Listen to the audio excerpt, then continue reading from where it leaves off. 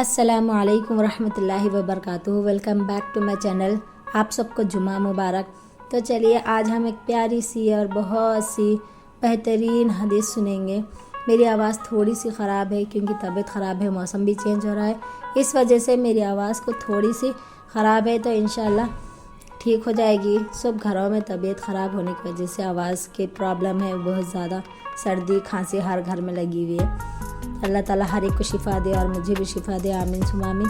تو چلیے ایک پیاری سی حدیث سنتے ہیں۔ جو اللہ تعالیٰ نے ہمارے سامنے برائی دکھ رہی ہے یا پھر ہم دیکھ رہے ہیں برائی، تو ہم اس برائی کو دیکھ کر کیا کریں؟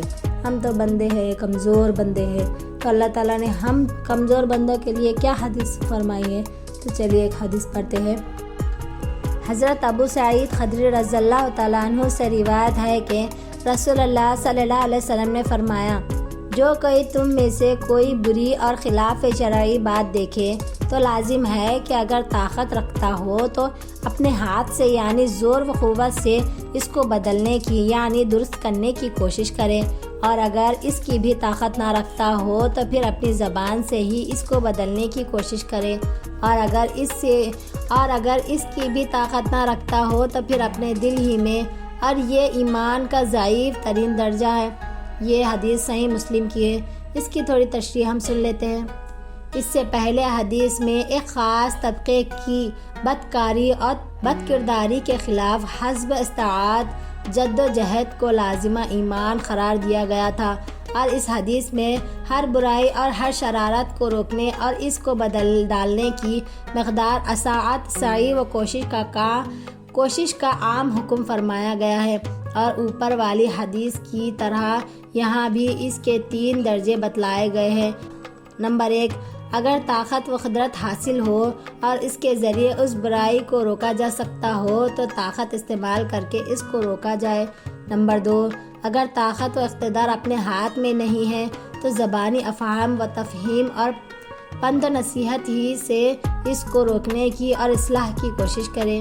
نمبر 3، اگر حالات ایسے ناموافق ہے اور اہل دین اس قدر کمزور پوزیشن میں ہے کہ اس برائی کے خلاف زبان کھولنے کی بھی گنجائش نہیں ہے، تو آخری درجہ یہ ہے کہ دل سے اس کو برا سمجھا جائے اور اس کو مٹانے اور بدل ڈالنے کا جذبہ دل ہی میں رکھا جائے، جس کا فطری نتیجہ کم از کم یہ ہوگا کہ دل اللہ تعالیٰ سے اس کے مٹانے کی دعا کرتا رہے گا اور تدابیری بھی سوچا کرے گا۔ اس آخری درجے کو حدیث میں اضعاف الایمان فرمایا گیا ہے۔ اس کا مطلب یہ ہے کہ ایمان کا وہ آخری کمزور درجہ ہے کہ اس کے بعد کوئی اور درجہ ایمان کا ہے ہی نہیں۔ یہی بات پہلی حدیث میں دوسرے لفظوں میں فرمائی گئی تھی۔ اس حدیث کی روشنی ہر مسلمان پر واجب ہے کہ جو برائیاں اس کے سامنے اس قسم کی ہو جو زور و قوت سے روکی جا سکتی ہو، تو اگر اس کو وہ زور و قوت حاصل ہے تو اس کو استعمال کر کے وہ اس برائی کو روکنے کی کوشش کرے، اور اگر زور و قوت سے ہاتھ خالی ہو تو پھر زبانی افہام و تفہیم سے کام لے، اور اگر حالات میں اس کی بھی گنجائش نہ ہو تو پھر کم از کم دل میں اس کے خلاف جذبہ اور سوزش ہی رکھی جائے۔ تو دیکھیے ماشاءاللہ اللہ تعالیٰ نے ہم کمزور بندوں کے لیے ہر چیز کے لیے آسانی کر دی۔ اللہ تعالیٰ ہمارے اندر اتنی طاقت ہے کہ ہمارے طاقت قوت سے کسی برائی کو روک سکتے ہیں تو ہم روکیں، اور اگر ہمارے اندر اتنی استطاعت نہیں ہے، اگر زبان سے بول سکتے ہیں تو ہم زبان سے بول کر اس برائی کو روکیں۔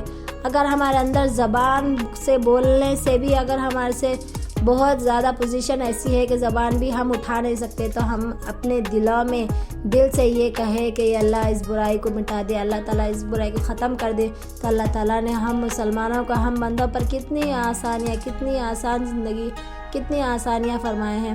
انشاءاللہ ہم اس چھوٹی سی حدیث کو سمجھ کر کم از کم دل میں تو برا سمجھیں گے، کم از کم دل میں تو تکلیف ہوگی کہ ہم یہ سب غلط ہے، یہ صحیح ہے، یہ غلط ہے، اللہ تعالیٰ اس برائی کو مٹا دے۔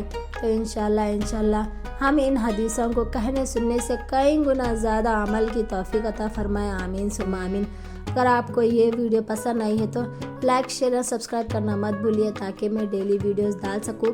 تو پھر ملیں گے، اللہ حافظ، دعا میں یاد رکھیے گا۔